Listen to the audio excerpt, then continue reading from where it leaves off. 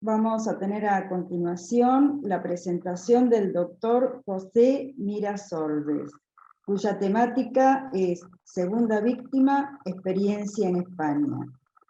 El doctor es catedrático de Psicología Social en la Universidad Miguel Hernández de Elche. Es especialista en psicología clínica, especialista en organización sociosanitaria y máster en calidad y seguridad del paciente. Es director del Grupo Atenea de Investigación en Calidad y Seguridad de Pacientes en Atención Primaria. Entre muchas otras cosas, también es autor de más de un centenar de artículos y capítulos de libros. Le damos la bienvenida a la Argentina virtual. José, un placer escuchar su exposición.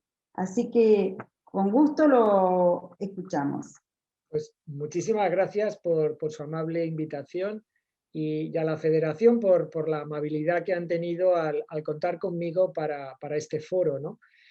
Es verdad que vivimos tiempos difíciles y que hacen imposible el que nos podamos encontrar, como seguro hubiéramos querido, porque nos hubiéramos quitado todo esto de la pandemia de en medio, que está siendo terrible en nuestros países y que está cambiando nuestro modo de vivir y bueno, y en muchos casos ha dejado atrás a muchas personas que lamentablemente han fallecido de COVID.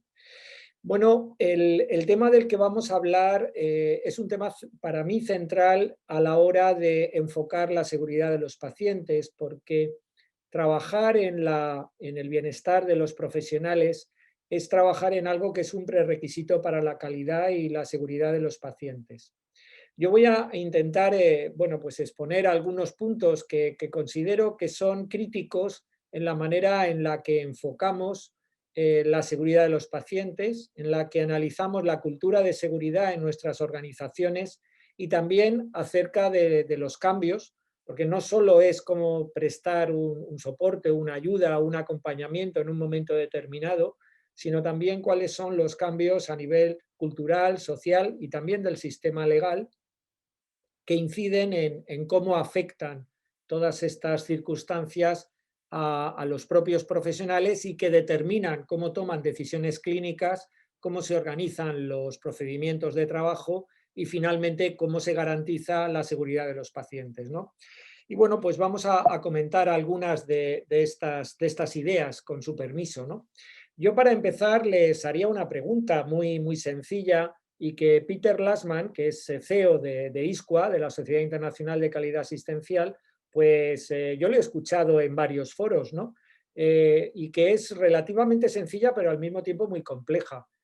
¿Sería posible o es posible dar a los pacientes el tratamiento correcto en el momento adecuado y en todos los casos? Pues parece que esto no es tan posible, ¿no? Que esto es algo bastante complicado de conseguir. Dar el tratamiento correcto en la mayoría de los casos, pues diríamos que sí.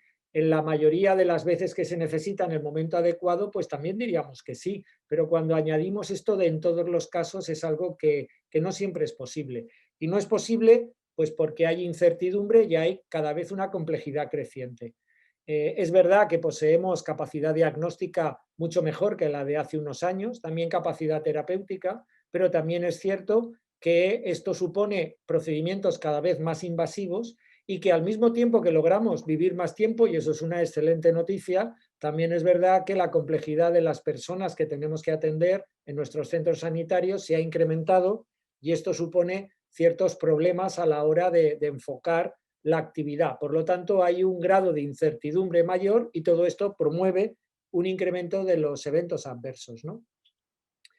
Siguiendo un poco con la pregunta retórica con la que he empezado esta mañana, pues se podrían preguntar, ¿los sistemas es que no fallan nunca? Pues alguna vez hemos de reconocer que sí, ¿no? ¿Alguna vez los equipamientos que tenemos no son los más adecuados? A la vista está en el caso de la pandemia que la respuesta a esto es que sí, ¿no? ¿Nos despistamos alguna vez? Pues sí, ¿no? No solo por cuestiones personales, sino porque, no sé, yo esta mañana en mi centro de atención primaria pues he empezado a trabajar y a los 15 minutos me ha saltado la alerta en la pantalla del ordenador donde trabajamos con la historia clínica electrónica, pues porque había pues un conato de agresión, 2 consultas al lado, con lo cual sales, porque para eso tenemos las alarmas internas, y claro, cuando vuelves ya no te acuerdas de lo que estabas haciendo.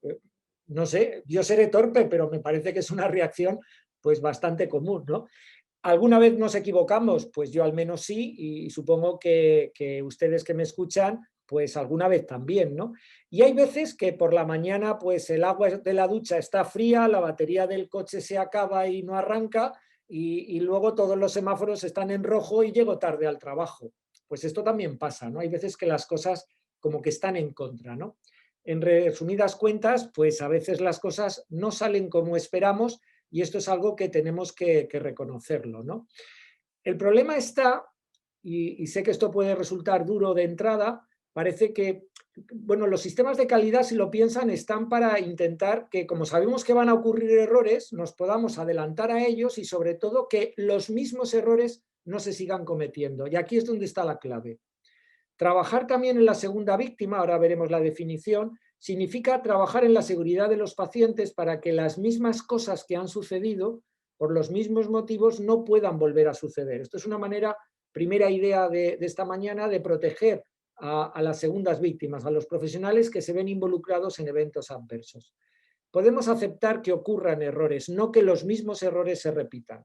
Esto en sede judicial se entiende perfectamente. En caso de litigio, si este es la cuarta vez que sucede en el mismo mes, las defensas que tenemos son muy pocas, ¿no? Si esto es la primera vez que sucede en los últimos 25 años, las defensas son radicalmente diferentes, ¿no? ¿Cuál es el problema? Pues que hablar de nuestros propios errores, de los fallos de nuestros sistemas, pues emocionalmente nos cuesta, afectivamente nos duele, y no siempre es fácil. Y socialmente, pues a veces no se termina de entender, y lo que termina sucediendo es que se nos señala con el dedo, pero no hablar de esto en un momento determinado pues puede ser ciertamente irresponsable, ¿no?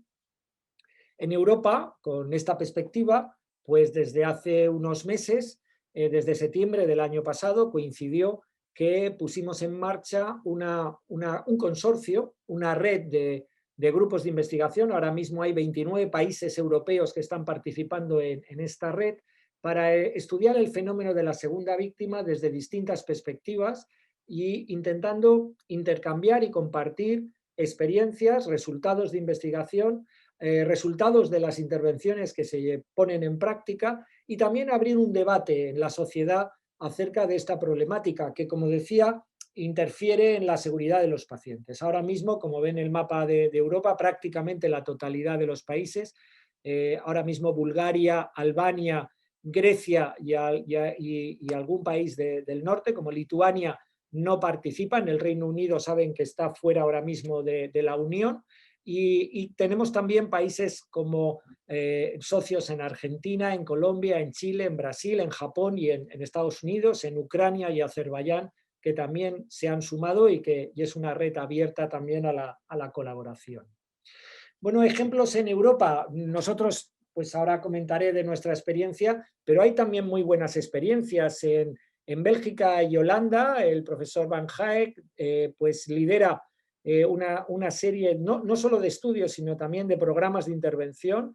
En Dinamarca, la profesora Roder, en Alemania el profesor Stramez, en Italia es el profesor Panella, en Suiza hablaremos luego de él también, de Swapap, acerca también del concepto de seguridad psicológica, y a Peter Lassman, que ya lo he comentado antes, que trabaja en Irlanda. Bueno, esto es como se va trabajando, como intentamos. No es que el conjunto del país, el conjunto de Dinamarca, de Italia o de Suiza tenga programas en marcha, pero sí que es verdad que paulatinamente se intenta llevar adelante. En nuestro caso, de forma muy modesta, pues pusimos en marcha hace ya unos años, primero un proyecto de investigación y luego un proyecto de intentar llegar para despertar un poco y sensibilizar al colectivo profesional sobre esta problemática. De hecho, yo creo que en cierta medida, y lo digo con toda la prudencia, pues influimos también para que en la estrategia nacional en España de seguridad del paciente se incorporara el tema de la segunda víctima, y cada vez, son pocos, pero cada vez pues se va sumando un nuevo centro con programas de soporte y de ayuda. Nosotros elaboramos un programa más de información y de sensibilización, que lo llamamos mitigando el impacto que en las segundas víctimas tiene un poco la situación, la vivencia, y va orientada más a la prevención secundaria de este tipo de situaciones, ¿no? Bueno, elaboramos fruto de esto una guía y algunas de las cuestiones se las voy a comentar. Aquí tienen un código QR que se puede descargar o visitando la página web. Finalmente es una guía de recomendaciones sobre qué hacer una vez que sucede el evento adverso, cómo organizar los programas de soporte y ayuda para la segunda víctima, cómo además afrontar el difícil momento de informar a los pacientes o a los familiares de los pacientes de qué ha ocurrido, cómo ha ocurrido, qué consecuencias tiene, etcétera, y también algunas sugerencias para proteger, en cierto modo, la reputación de las instituciones, que es otro de los elementos que se ve afectada cuando ocurren estos incidentes, ¿no? Bueno, sobre esto es en lo que vamos trabajando. Bueno, alguien se podría preguntar con qué frecuencia los profesionales sanitarios se ven implicados en eventos adversos que son evitables, ¿no? Porque todo esto que estamos hablando esta mañana le pasa a uno, a dos, o es algo que es frecuente. Bueno, la realidad, lo que sabemos es que esto es muy frecuente. Cuando acudes a cualquier centro, si los profesionales te responden con sinceridad, es muy difícil que a lo largo de una carrera profesional no se hayan visto implicados en algún incidente de seguridad del paciente. Es algo inherente a la propia actividad asistencial, ¿no? Entonces, bueno, las cifras que tenemos en los estudios a lo largo del mundo, en Canadá, en Australia, en España también, en otros sitios, pues lo manifiestan. En nuestro caso, preguntando sobre los últimos 5 años de carrera profesional, un 40% de médicos y enfermeras nos informaron y reconocieron que se habían visto involucrados en algún evento adverso con consecuencias graves para algún paciente, ¿no? Esta es una realidad y es algo con lo que tenemos que ser conscientes y trabajar. Por tanto, el fenómeno de la segunda víctima no es algo extraño, no es algo ajeno, no es algo raro. El concepto de segunda víctima se debe a Albert Boux, de Johns Hopkins, y lo que viene a describir es la situación de verse emocionalmente afectado e incluso desbordado porque, bueno, pues hemos participado en algún evento que ha ocasionado daño al paciente, esto que llamamos evento adverso, ¿no? Estos incidentes de seguridad pueden marcar nuestra vida profesional y desde luego marcan pues unas horas, unos días o un tiempo más amplio, también en función de lo que haya ocurrido, las condiciones, etcétera. Evidentemente no es lo mismo un bebé y lo que experimenta el pediatra que no en un tema de cuidados paliativos con una persona ya muy mayor y en una situación, vamos a decir así, muy delicada, ¿no? Evidentemente la situación el profesional la vive, la conoce y la valora de maneras diferentes, ¿no? Bueno, de esto es de lo que va el tema de las segundas víctimas. Yo, si me permiten, un vídeo de una compañera, de una colega, que creo que lo explica bastante bien de qué estamos hablando.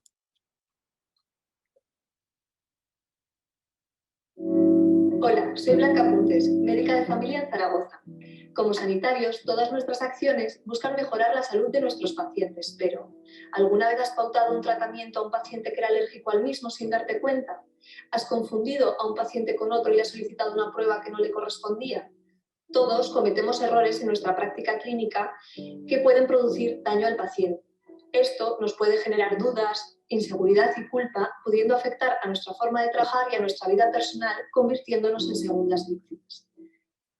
Bueno, pues esta es la definición. ¿Y cuál es la consecuencia para las segundas víctimas? Pues el sentimiento de aislamiento, de vergüenza, el sentimiento de culpa. Hay flashback en ocasiones que están permanentemente recordando y esto provoca además un miedo a las consecuencias que puede ocurrir y todo esto va acompañado de otra sintomatología afectiva y psicosomática. Ya digo, la intensidad puede ser variable y en algunos pocos casos pues puede conducir a un estrés postraumático.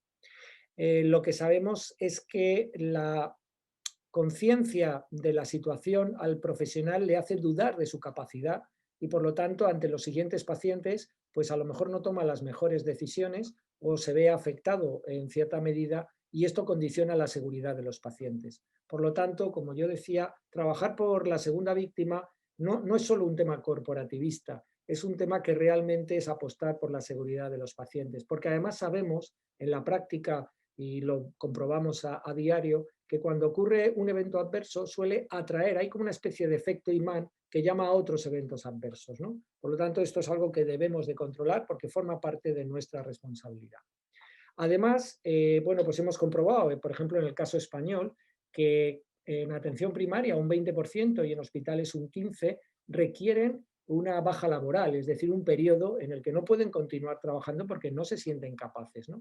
Hay una rotación importante en los servicios, mucho más en enfermería que en los médicos, porque bueno, esto es fácil, el que es de trauma pues no va a hacer críticos o no va a ser pediatría, ¿no? Por lo tanto, las posibilidades de rotación son mayores en enfermería que entre los médicos y hay un porcentaje nada despreciable que finalmente pues abandona la profesión, ¿no? Son algunos de los efectos, ¿no? La frecuencia. Bueno, los estudios más o menos vienen a coincidir. En nuestro caso estábamos hablando alrededor del 70% de los profesionales en los últimos 5 años han experimentado esta situación de segunda víctima, ¿no? En neonatología en Irlanda, el estudio del 14, pues habla de algo más del 90%. El estudio de EDRES en Estados Unidos, del grupo de Albert Wu, pues está hablando del 60% también y son las cifras con las que más o menos nos barajamos. En resumidas cuentas, no estamos hablando de algo muy puntual, estamos hablando de una realidad que acontece en nuestros centros y que le debemos de prestar atención, ¿no? Bueno, avanzando un poco en lo que quería contarles esta mañana, pues algunas cosas que hemos ido viendo y alguna reflexión para compartir y luego poder hablar en el debate, ¿no? ¿Qué ocurre en nuestras organizaciones? Yo me temo que ocurre lo que sucede en la columna de color rojo, ¿no? Se comete un error, por lo tanto se señala la culpa, se busca el culpable y entonces hay un castigo, hay una sanción y lo que se aprende es a no decir nada, a no analizarlo, lo que se aprende es a callar, lo que se aprende es que los pacientes están en riesgo, porque no aprendemos de estas situaciones y se pueden repetir. Cuando hablamos de una cultura de seguridad proactiva, apostamos por la columna verde. Lo que tenemos es que cuando se produce un fallo o un error, nos preocupan las causas, porque lo que más inmediato tenemos que hacer es atender a ese paciente que sufre daño, pero también evitar que otros pacientes puedan sufrir daño por la misma causa. Por lo tanto, nuestro enfoque es un enfoque de prevención de posibles incidentes de seguridad y de reparación del daño causado. A partir de ahí, analizamos, por tanto, esas causas, nos preocupa esta situación y ahí sí que hay aprendizaje real. Ahí lo que aprendemos es a mirar hacia adelante, a resolver situaciones y a ofrecer una mejor calidad asistencial. El problema que tenemos es que, lamentablemente, en muchas organizaciones la cultura que más impera es la de la columna roja y menos la de la columna verde, ¿no? Y este es el reto, y esto es en lo que intentamos trabajar e intentamos pues avanzar, ¿no? Lamentablemente, como decía, muchas veces se opina que hay unos que son buenos y otros que son malos. Si esto fuera así de fácil, la seguridad del paciente sería sencillísimo, porque identificamos a los malos, es como la manzana podrida que está dentro de la cesta, pues sacamos la manzana y se ha terminado el problema. Esto no funciona. Con esta perspectiva, lo único que conseguimos es que más pacientes sufran eventos adversos. Los buenos profesionales pueden tener un despiste, los malos profesionales también. Además, ¿qué es lo que sabemos? Lo que sabemos es que los malos profesionales, los buenos profesionales es un discurso que no nos conduce más que a problemas.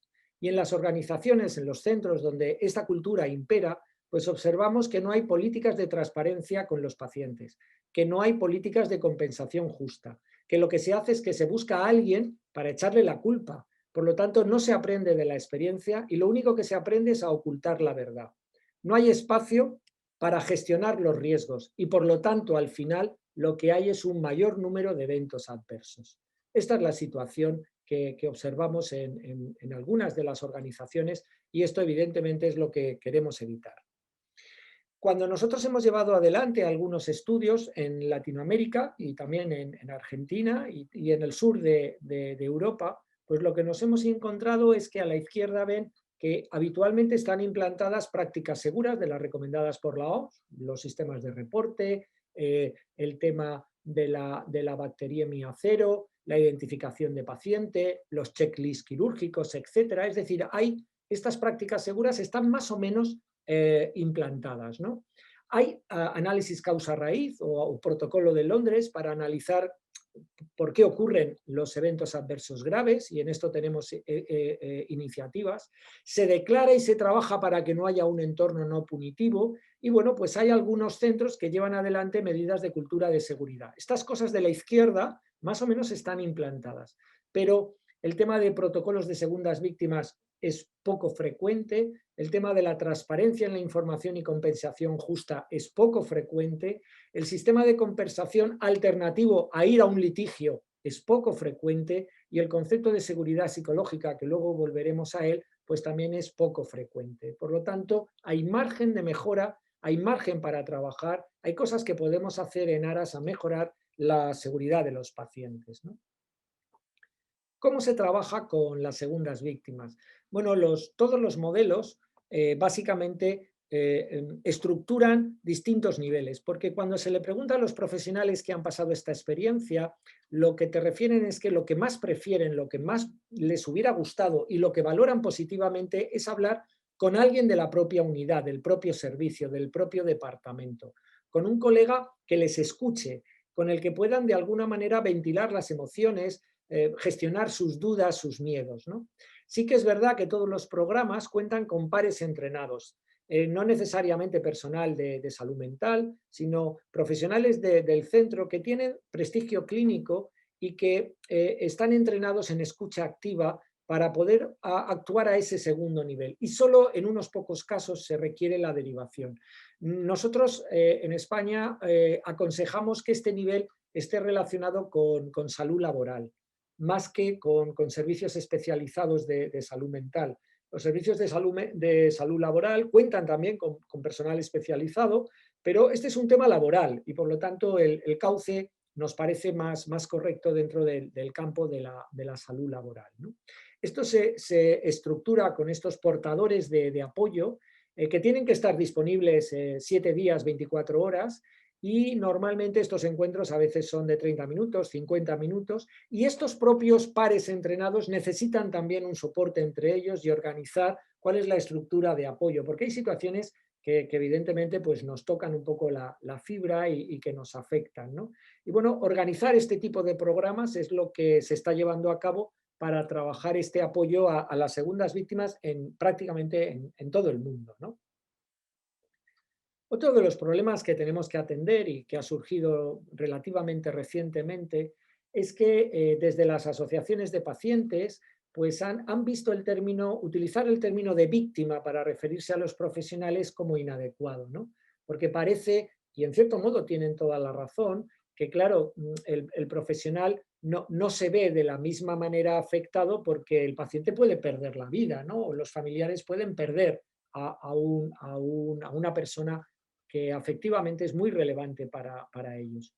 Aquí utilizamos, hay algún estudio, por ejemplo, de Albert Bu, una publicación que pone pros y contras al uso. Yo tampoco me quiero extender en el debate, sí quería plantear esta cuestión porque creo que es relevante, porque una de las primeras cosas es respetar, dijéramos, a este paciente que ha sufrido un daño en el curso de la atención sanitaria, pero sí que me gustaría también llamar la atención que hablamos de segunda víctima y quiero insistir en este punto, porque en la mayoría de los casos, en la inmensa mayoría de los casos, es un profesional el último que ha tocado al paciente, que ha podido cometer un error, pero que viene condicionado por pequeños errores de un colectivo profesional, de un equipo, o de otros equipos que también intervienen y que no se ha podido poner una barrera a tiempo y sobre todo reside en fallos de sistema que al final conducen a que algún profesional pues cometa un error. Por lo tanto, en ese sentido, hablar de segunda víctima refleja que este profesional muchas veces no es que tenga un conocimiento inadecuado o que no esté en condiciones de trabajar o que no responda a un nivel de cualificación necesariamente apropiado. También pasa esto, por supuesto, y hemos de analizar qué casos sí y qué casos no. Pero aquí lo que estamos hablando es que normalmente hay una cadena de acontecimientos que conducen a que un profesional, en España decimos, sea el último en tocar la barriga del paciente, ¿no? El último que toca al paciente, pues es el que la paga, decimos aquí. No sé si la expresión se entiende, es al que le hacemos responsable, ¿no? Bien, decía que íbamos a hablar de seguridad psicológica. ¿Qué es esto? Bueno, es la creencia compartida de que mi equipo de trabajo, de que nosotros en mi unidad somos capaces de afrontar retos complejos porque hay un ambiente de respeto mutuo y hay confianza. Cuando se han analizado, por ejemplo, por similitud con el sector de la aeronáutica, qué es lo que pasa en el quirófano, pues se ha visto que a veces cuando los equipos son nuevos, no tienen rodaje al trabajar, pues los incidentes se incrementan en número, ¿no? Yo cuando alguna persona me dice, oye, algún consejo, tú que trabajas en esto, tengo que ir a quirófano y tal, no sé qué. Yo digo, pues mira, si oyes que el equipo está hablando del partido de fútbol, de la comunión de su hijo, lo que van a hacer el fin de semana, estate tranquilo porque irá mejor. Si el equipo tiene este rodaje y está acostumbrado y tiene ese equilibrio y esa confianza, los resultados suelen ser mejores, ¿no? Lo que sabemos es que cuando yo puedo debatir sin temor a sanción, a ser señalado, a ser criticado, pues acerca de cómo trabajamos y de cómo podemos trabajar mejor, la seguridad de los pacientes se ve beneficiada. Y ahora, en el marco de la crisis que hemos vivido por efecto del COVID, pues esto lo hemos vivido. Ahora volveré sobre esto. Nuestro compañero David Schwappa, de Suiza, realizó hace muy poco tiempo un estudio en el que intentaba medir este concepto de seguridad psicológica. Y, por ejemplo, fíjense en los resultados de médicos y enfermeras suizos. Callan cuando saben que algo podría haber evitado un evento adverso. Estamos hablando de un 15% de enfermeras, un 18% de médicos. Esto es un dato terrible porque hay una autocensura que evita que haya mayor seguridad. Esto es algo que no debería de suceder, ¿no? O no comparte sus ideas para mejorar la seguridad. Fíjense, casi la mitad de las enfermeras, un 38% de los médicos. O opta por callarse y no participar de los debates que tienen que ver con la seguridad, ¿no? Bueno, pues esto es el concepto de seguridad psicológica que fue definido por Amy Edmondson en 1999 y que incluye el hablar de nuestros errores, ¿no? Si yo les preguntara en sus servicios, en sus unidades, ¿dedican alguna sesión clínica a hablar de las cosas que no han salido bien? ¿De cómo podemos manejar estas notificaciones que estamos reportando a los sistemas? ¿Cómo las estamos analizando en las sesiones clínicas del equipo? ¿Cómo mi experiencia puede ayudar al de al lado, ¿no? Estos son los elementos que forman parte de esa cultura de seguridad proactiva y que ayudan también a la segunda víctima.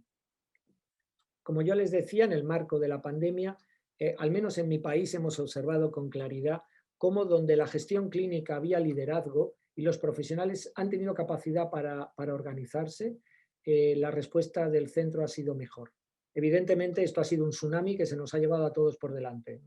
No quiero decir con esto que haya hospitales que se hayan salvado de la COVID. Al revés, nos hemos visto superados, como en todas partes. Pero la respuesta ha estado más organizada y la capacidad ha sido mayor. Y hemos visto que estos equipos han sido más capaces de trabajar de forma multidisciplinar, ¿no? Seguro que en Argentina ha sucedido lo mismo. Nosotros hemos tenido profesionales alejados del mundo de las UCIs, de cuidados críticos, que han tenido que aprender a intubar y han hecho pues, un curso express para estar en las nuevas camas de UCI que han sido necesario habilitar, ¿no? O hemos tenido, pues no sé, por decir algo, pediatras que han estado encargados de pacientes adultos en plantas de hospitalización, pues porque no había más manos y se necesitaba. Y esto mismo ha sucedido con los profesionales de enfermería, ¿no? La capacidad de poder trabajar, de debatir, de compartir perspectivas, ha ayudado a tomar mejores decisiones organizativas y clínicas. Y esto es una realidad que hemos vivido. Volviendo al entorno en el que estamos, hablando de la problemática que tenemos que afrontar, yo creo que coincidirán conmigo que la visión del error centrada en la persona nos conduce a acciones disciplinarias, a sanciones, a culpa y a vergüenza. En este entorno, la seguridad de los pacientes está en mayor riesgo. No resolvemos ni ayudamos a la seguridad. La visión del error centrada en el sistema, en cambio, nos invita a repensar cómo hacemos las cosas, a poner barreras para evitar los eventos adversos y analizar qué ha pasado. Yo les pongo un ejemplo. Cuando participamos en un grupo de trabajo para diseñar procesos, diseñamos los procesos para que funcionen, obviamente, pero se nos olvida que muchas veces los procesos, por razones espurias, dejan de funcionar. Pocas veces diseñamos los procesos poniendo elementos que intenten lo que llamamos los controles de seguridad, de tal manera que nos planteamos dónde puede fallar y qué elemento ponemos en caso o para avisarnos o para evitar que falle. Y esto es algo que en ocasiones nos cuesta interiorizar. Aunque lo sabemos y la teoría la sabemos, a veces nos cuesta llevarlo a la práctica. La visión del error como sistema es el paso necesario que en la cultura de seguridad de nuestros centros debemos de dar. En el marco internacional tenemos, por otro lado, dos modelos, dos referencias a nivel legal. Tenemos el más habitual, al menos en España es así, y hasta donde conozco en Argentina también, pues los sistemas de responsabilidad civil, y para que un paciente reciba una compensación, pues debe ir a un litigio y por lo tanto alguien debe de considerar culpable a alguien, ¿no? A la institución, a un profesional o a un conjunto de profesionales. En los últimos años, ya en algunos países, por ejemplo en Nueva Zelanda ya lleva más tradición en tiempo, pues hay sistemas que se llaman los no fault, es decir, sistemas sin culpa, por el cual se puede compensar y se hace por la administración pública sin que exista un litigio o sin que el elemento más importante, sin que haya que señalar culpabilidad. Nosotros en España tenemos un sistema que llamamos de compensación patrimonial, pero necesita que se señale la culpabilidad para que haya una compensación, ¿no?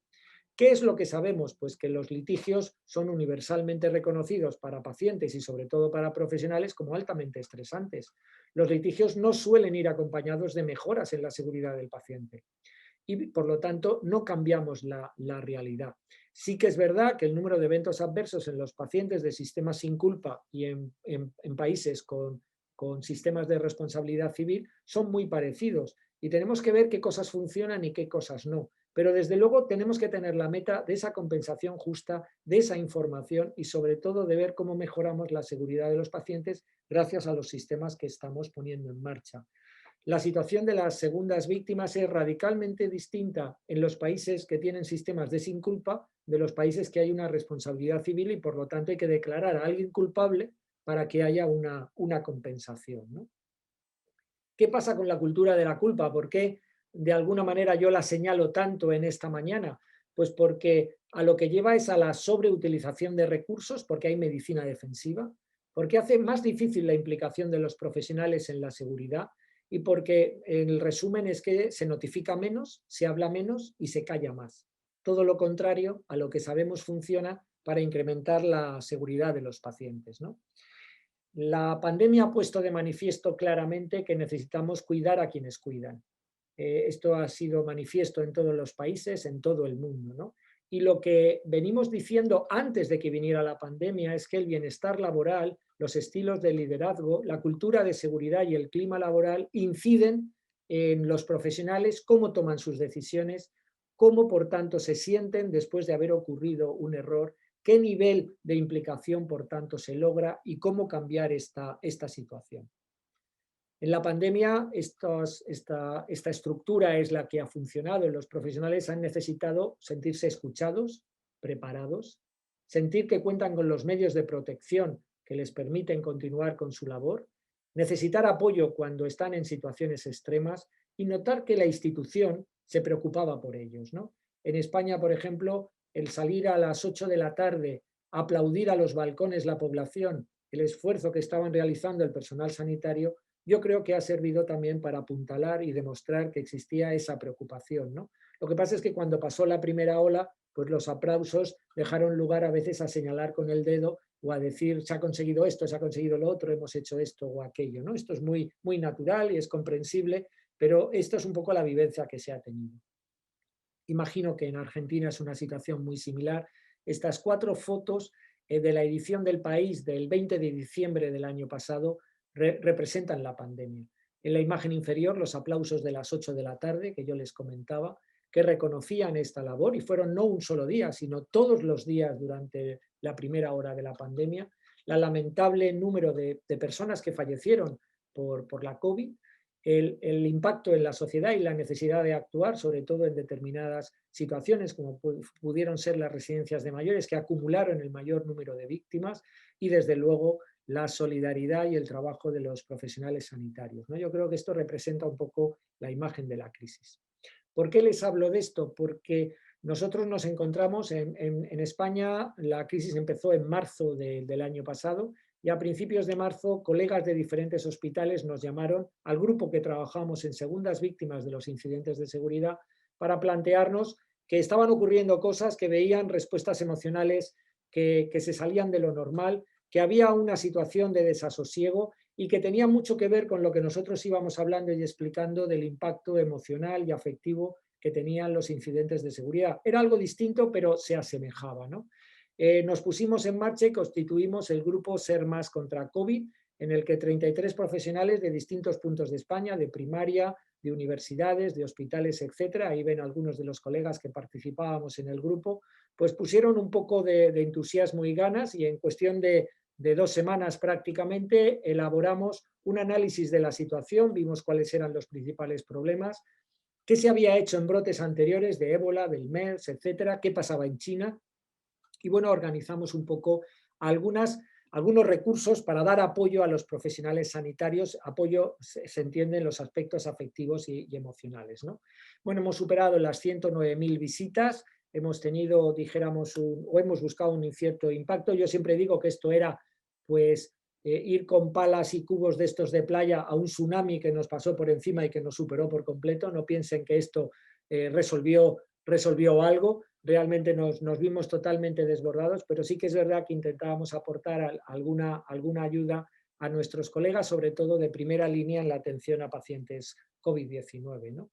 Bueno, pues aquí empezamos a trabajar también en la fase posterior de la pandemia, lo que llamábamos la poscrisis, con una serie de recomendaciones, de ideas, de organizar grupos para trabajarlo, la fase de recuperación y los sucesivos impactos que han ido cambiando y que como pues ustedes también me han estado comentando al principio, mientras empezábamos la sesión, pues ahora mismo se caracteriza más por agotamiento que otra cosa. Los profesionales están cansados y las fuerzas flaquean, ¿no? Bueno, desarrollamos una serie de recursos para poder llegar al máximo posible a través de una app que certificamos y que estuvo disponible, y una página web, un blog, etcétera, y en eso estuvimos. Lo que hicimos pues fueron, por ejemplo, el miedo principal al inicio de todo era cómo llego a casa y cuál es el riesgo para mi familia, y por lo tanto recomendaciones para entrar en casa con mayor tranquilidad. Se habilitaron, como sucedió en China, pues hoteles para que los profesionales no volvieran a casa, se pudieran quedar en un ambiente intermedio, con lo cual tuvimos que desarrollar también recomendaciones para los que tenían hijos pequeños, porque una vez que ya habíamos resuelto el primer problema, yo estaba en un hotel, por lo tanto ya no podía contagiar a mis hijos o a mi esposa o a mi marido. El problema que tenía era que pierdo el contacto con mis hijos. Entonces, ¿cómo puedo hacer esto? ¿Cómo se lo explico? Dijéramos, porque claro, por WhatsApp o por tal podía hablar, pero ¿y qué les digo? ¿Y cómo se lo explico? ¿Y qué preocupación pueden tener, ¿no? Las pausas ante el estrés, ¿no? No podíamos dejar de trabajar. Las manos que teníamos no podíamos decir, pues tómese usted unas vacaciones. Había que salir adelante, pero había que organizar descansos para que el impacto no fuera del mismo modo. Aquí tienen ejemplos de técnica de defusing, de briefing, etcétera, que estuvimos poniendo, la aplicación o el manual de recuperación y algunas recomendaciones, ¿no? Últimamente hemos hecho este vídeo que les voy a proyectar un poco para reflejar algo que está en la mente de todos nosotros, pero que no siempre la población tiene en cuenta, ¿no? Y es que los profesionales sanitarios pues tienen su familia, tienen su día a día, tienen sus familiares, tienen sus preocupaciones, y con todo tienen que estar trabajando, ¿no?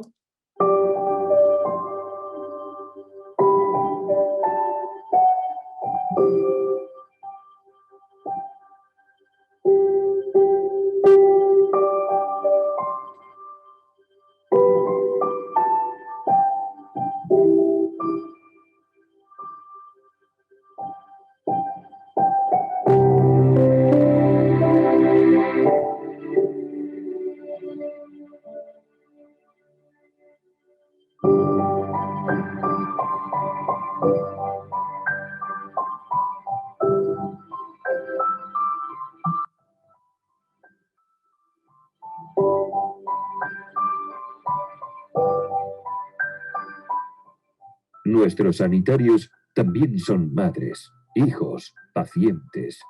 Proyecto de investigación Segundas Víctimas. Cuidando de ellos, cuidamos de nosotros.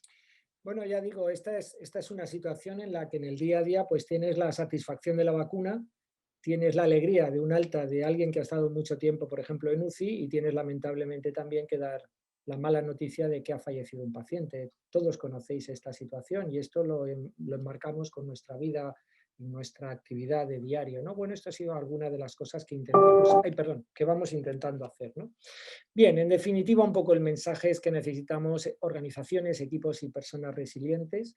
En esto es en lo que en esta última fase de la COVID pues hemos intentado trabajar, pero el discurso es el que yo estaba antes comentando, ¿no?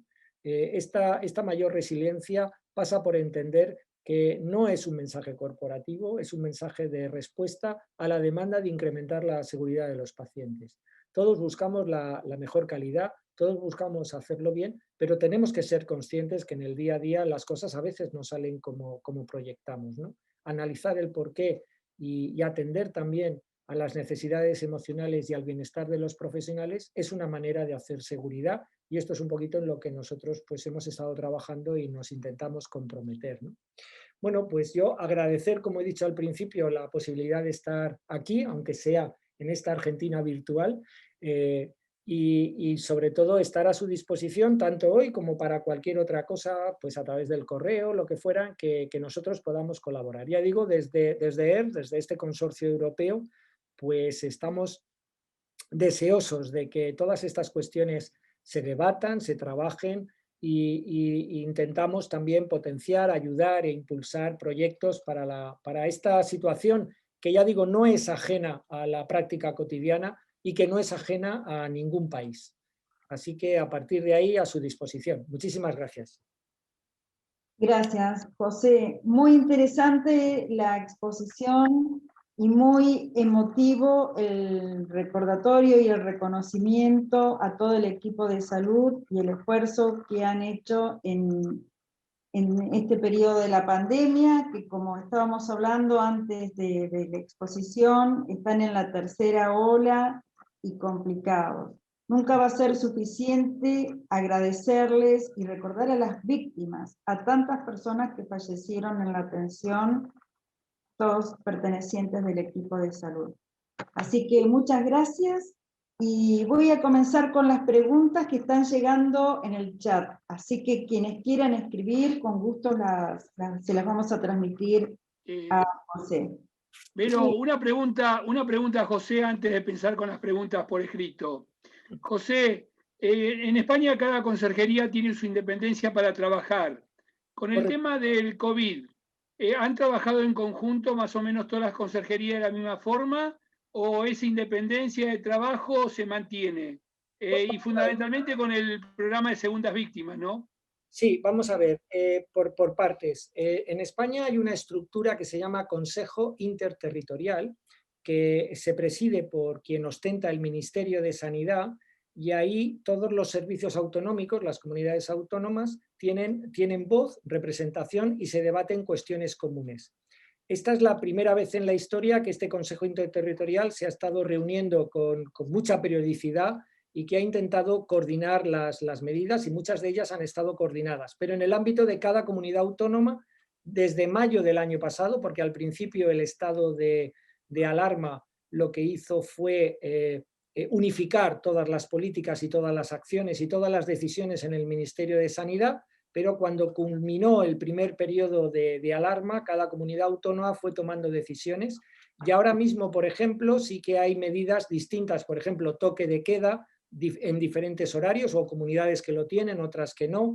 Hay comunidades, muy pocas ya, pero hay alguna comunidad que para que entre alguien en su comunidad, por ejemplo, pide una PCR o un TMA, y hay otras comunidades que no piden nada de esto, ¿no? O sea, hay medidas que son diferentes. En cuanto al apoyo a los profesionales, el Ministerio en la primera ola organizó un teléfono en cooperación con el Colegio de Médicos, con sociedades profesionales y el Colegio de Psicología, y hubo un teléfono de atención, pero mayoritariamente estaba dirigido a todos los colectivos, aunque también específicamente a profesionales sanitarios, ¿no?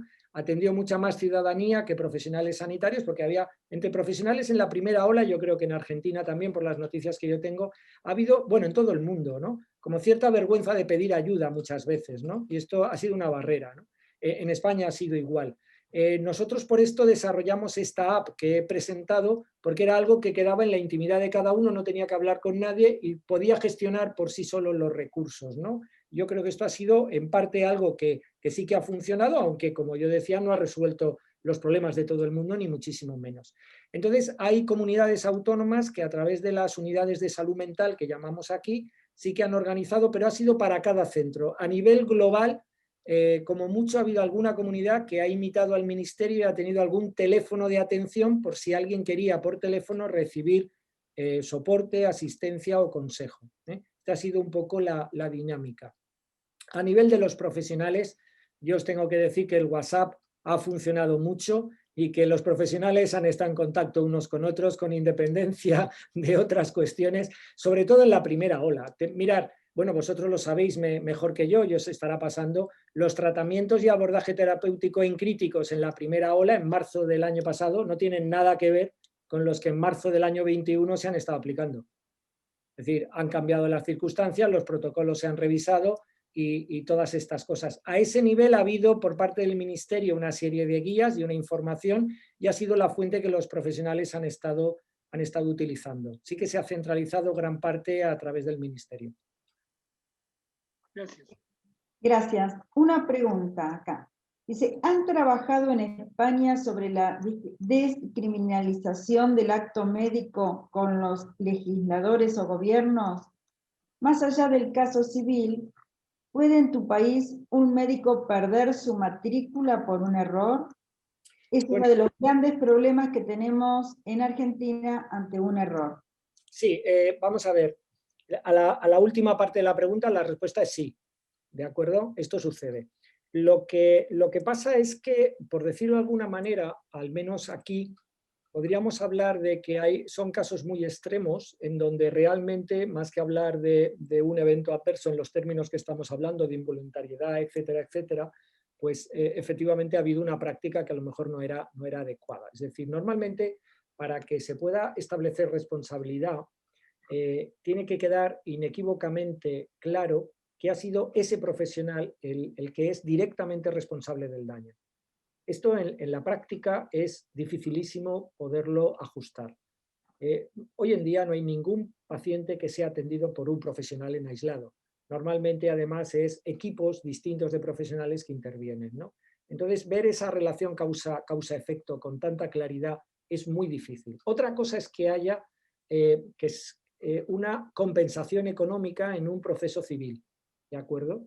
Entonces, esto sí que ya es más frecuente, no tanto como en otros países. Nosotros todavía tenemos un nivel de litigios bastante bajo comparado con otros países, pero sí que es verdad que cada vez va incrementándose y sobre todo también el importe de la indemnización ha crecido de forma extraordinaria, ¿no? En algunos casos ya tenemos alguna sentencia que supera los 5 millones de euros.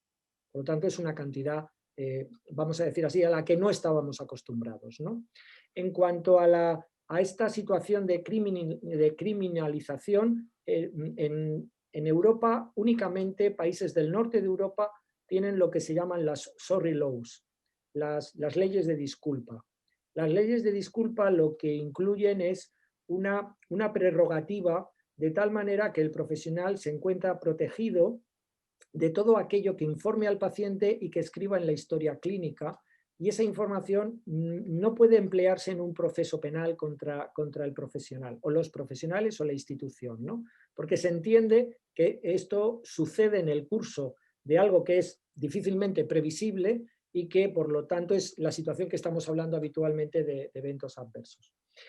Nosotros hoy, precisamente en España, se ha hecho público por parte de nuestro ministerio un documento en el que aboga por estas cuestiones que yo he estado comentando. De hecho, pues nuestro grupo estuvo en el origen un poco de este tipo de organización y de foro de debate con personal del ámbito jurídico para intentar ver qué reformas legales son necesarias introducir, porque sin esas reformas legales, efectivamente, los profesionales, como yo he dicho, no se implican en la seguridad de los pacientes y no cambiamos nada, ¿no?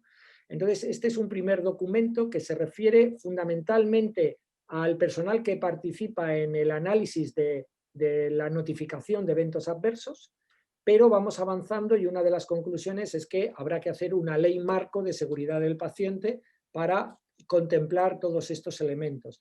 El problema es que en los países latinos, que tenemos una tradición napoleónica en cuanto al orden jurídico, pues las cosas así van un poco más despacio, son distintas a países anglosajones con otros modelos jurídicos, ¿no? Otros modelos legales. Gracias, José. Otra pregunta habla sobre si estos temas y el trabajo en equipo y la visión esta sobre los eventos adversos se trabajan en la formación de grado. Sí, vamos a ver. Yo trabajo en una universidad que ha sido y con compañeros de preventiva y otras especialidades que fuimos los que estuvimos en los estudios que se han hecho sobre frecuencia de eventos adversos ya hace años en España, ¿no? En primaria, en hospitales, etcétera, ¿no? Entonces, desde hace tiempo, en concreto, el profesor Aranaz, Jesús Aranaz, que supongo que algunos también lo habrán oído porque estuvo en el estudio IBEAS en Latinoamérica, en Iberoamérica, sí que se incorporó temas de seguridad del paciente en el currículo de los estudiantes de medicina hace ya algunos años, pero no es lo más frecuente y todavía en este sentido hay lagunas. Efectivamente, la pregunta tiene toda la razón, hay que empezar antes, ¿no? No cuando ya estamos en la actividad laboral. Incluso con la residencia, con los profesionales que están en formación, que ya han terminado los estudios en la universidad, que están en los centros, es también un muy buen momento para poder actuar y no siempre, lamentablemente, se lleva a cabo. A mí me surge esto, ¿no? ¿Cómo hacer ese cambio cultural para empezar a trabajar cuando ya estamos? Porque acá, en muy pocos casos, en muy pocos lugares se trabaja sobre las segundas víctimas. ¿Cómo empezar? Claro, este es el gran reto que tenemos, porque yo en primer lugar diría, el tema de la segunda víctima, al menos para mí, no se debe desligar de la gestión de riesgos en los centros. Es decir, les pongo un ejemplo muy sencillo, ¿no? A veces pensamos en el tema emocional, el tema tal, y es verdad y es relevante, ¿no? Pero fíjense en la siguiente situación. Yo trabajo en un servicio de oftalmología que hemos tenido lamentablemente hoy un error y hemos colocado la lente en el ojo que no era. ¿De acuerdo? Esto cuando lo analizamos es la primera vez que nos pasa en los últimos 8 años. Nosotros cuando nos pasó la última vez pusimos en marcha un protocolo, tenemos el doble chequeo, hacemos esto, hacemos lo otro, etc. Pero hoy nos ha pasado esto. Y ahora trabajo en otro servicio de oftalmología que esto es la 4ª vez que nos pasa en el último trimestre. ¿En cuál de los dos yo tengo alguna defensa? Claramente en el primero. En el segundo hay que sentarse a pensar qué está pasando aquí, ¿no? Bueno, pues trabajar por la segunda víctima supone también introducir en los centros la cultura de seguridad del paciente y por lo tanto supone incorporar la gestión de riesgos. Yo creo que más que empezar a programas de soporte emocional, yo empezaría por gestión de riesgos. Lo siguiente, en las organizaciones sanitarias, al menos aquí, y supongo que en Argentina habrá mucho parecido, es vital el papel de los mandos intermedios. Las jefaturas, tanto de enfermería como las jefaturas médicas, juegan un papel determinante. El que estas personas estén involucradas en seguridad hace que el conjunto de su organización esté involucrada en seguridad. Por lo tanto, creo que hay que trabajar también con estos colectivos. Y luego hay que pensar en qué medida la institución va a respaldar esto. Mi experiencia es que si la dirección de una institución no apuesta por esta problemática de los profesionales que cometen un error o que se ven involucrados en un error, en un despiste o sencillamente en un fallo de sistema, la posibilidad de llevar a cabo alguna intervención es remota, porque la dirección tiene que estar altamente implicada. Y luego se necesita contar también con asesoramiento legal para poder afrontar la situación, porque habrá que atender también las necesidades del paciente. Nosotros cuando participamos en algún programa de estos llevamos en paralelo el soporte a los profesionales con la información transparente a los pacientes. Porque de lo contrario podemos generar la impresión de que lo que queremos es ocultar algo o proteger a un profesional en contra de algún paciente, cosa que en absoluto va por ahí. Entonces creo que todos estos elementos tienen que ir de alguna manera coordinados y es un pequeño puzzle donde las piezas tienen que ir encajando. No es fácil, ¿eh? Soluciones fantásticas y maravillosas, yo al menos no tengo, pero bueno, el caminito va por aquí. Bueno, ahora Carlos, desde Panamá, nos pregunta cómo les ha ido allá en España con las consultas médicas virtuales. ¿Ha habido casos de demandas a profesionales de la salud por alguna consulta o recomendación dada por teleconsulta?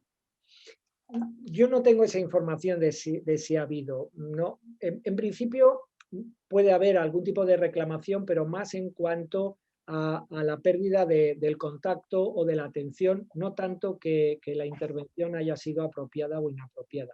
Sí que estamos teniendo alguna demanda y sobre todo quejas por demoras. hay que tener en cuenta que, como en todos los países, ha habido un periodo de tiempo que los centros casi han estado cerrados o se han volcado. Yo antes comentaba, nosotros en la última ola, en el hospital, hasta la cafetería tenía camas, obviamente se había cerrado ya, los pasillos, los halls, cualquier despacho de lo que fuera, pues se ponía lo que fuera para poder estar. Teníamos hasta asientos un poco cómodos para poder atender a pacientes cuando ya no quedaban camas, y por lo tanto lo que se hizo fue cerrar la atención normal, ¿no?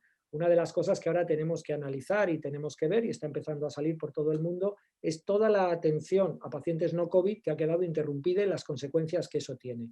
En ese sentido, esa demora, ese retraso o esa falta de atención en un momento determinado sí que ha causado, dijéramos, quejas, reclamaciones o alguna demanda, ¿no? Pero no tanto una intervención.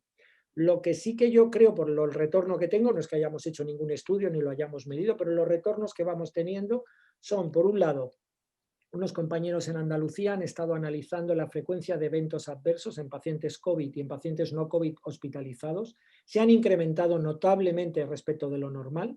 Esto también es normal porque muchos de los profesionales que estaban atendiendo no era su ámbito natural de trabajo, lo que yo comentaba, pues el pediatra que ha pasado a planta de adultos o la enfermera que de pronto está en críticos y es su primer día y su primera vez y ha tenido un curso de 15 minutos para poder estar en críticos, ¿no? Esto lo hemos vivido porque la presión apuraba, ¿no?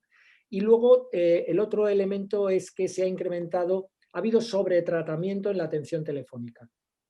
No es lo mismo la atención presencial, no es lo mismo esa situación. Entonces ha habido ciertos componentes de medicina defensiva y ha habido un sobretratamiento farmacológico en este caso, porque la atención telefónica ha obligado a este marco de atención, ¿no? Entonces, esto es lo que yo conozco, en concreto. Demandas por un tratamiento inadecuado, puede ser que haya alguna, no lo controlo, pero lo veo más difícil, más demoras o retrasos en la atención.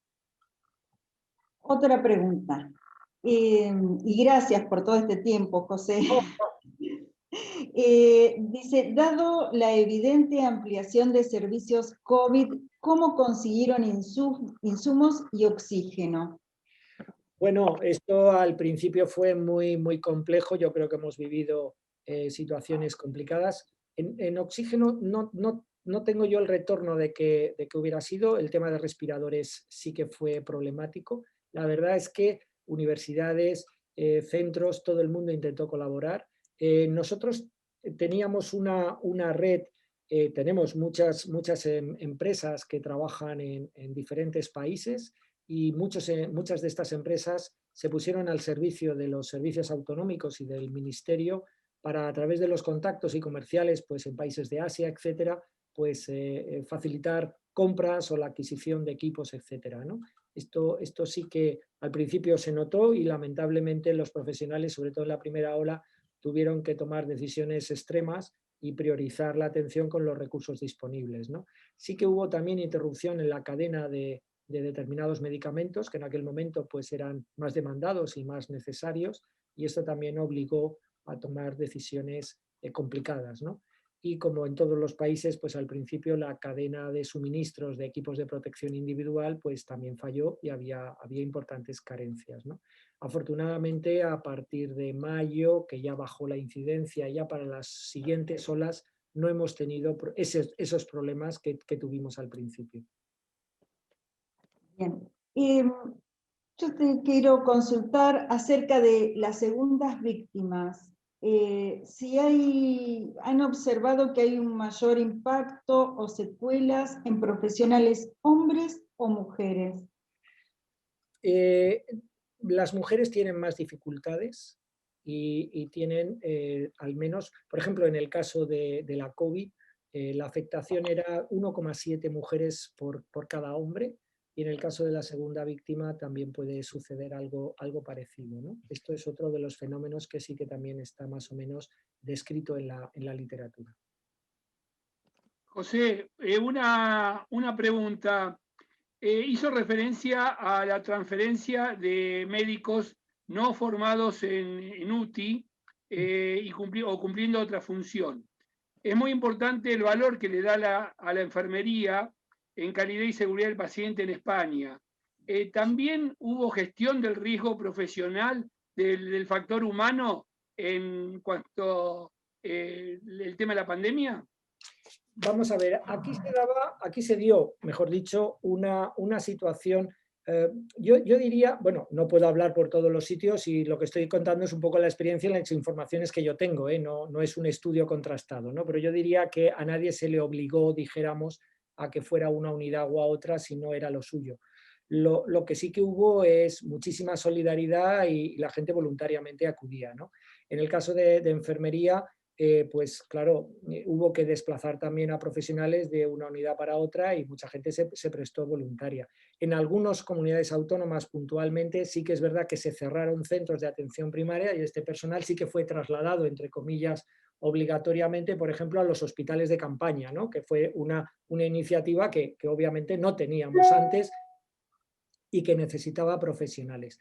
Que hubo una valoración del riesgo laboral a los profesionales, sí que en nuestro grupo había gente de salud laboral que estuvo preocupada y que estuvo trabajando, pero no hubo primero una valoración y luego la urgencia no daba para esto, ¿eh? En la primera ola había que sacar adelante a mucha gente y había que hacerlo con los recursos que había disponibles, ¿eh?